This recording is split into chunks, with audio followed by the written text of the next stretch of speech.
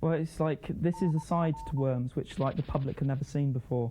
And so, I mean, most people, they thought of worms as pretty boring, you know, just live in the ground, eat soil.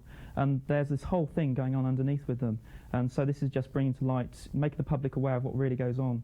It's still the little game I'd made for me and my mates to play. I knew it was going to be popular. Never in my wildest dreams did I think it would be as popular as it was.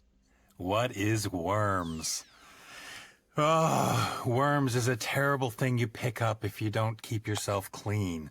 Worms is a simple but kind of genius idea for a video game that was extremely addictive.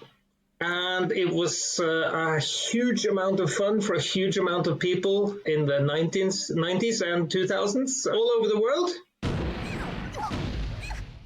Worms is a video game where you build a little team of little animated wormy guys.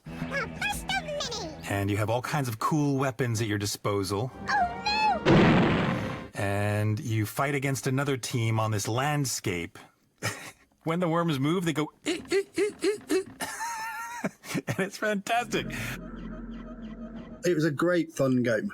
Everyone was playing it. You know, the bosses, all the QA. There was a few other companies that were doing games for Team 17 that were working in-house, and they'd be playing it as well. Nobody was going home at the end of the day.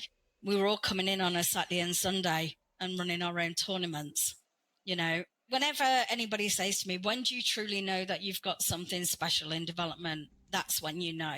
It's a game that has the perfect balance of friendly humor, but also a little bit like, how should I put it? It's competitive, and you can be just the right amount of an asshole to your friends. My memorable moves in Worms all involve dying in really spectacular ways. I've never been a great video game player. I love video games, love them. I always play them on the very easiest setting, sometimes known as Please Don't Hurt Me, Mama, or narrative mode. But there is no narrative mode in Worms. It's just kill or be killed. Yeah, a losing person can still save the day. They can still come back. You don't get much rage quitting in Worms because, you know, if you've only got one worm left and they've got 4, you can still win. You can learn how to play Worms really, really quickly and then have fun with it.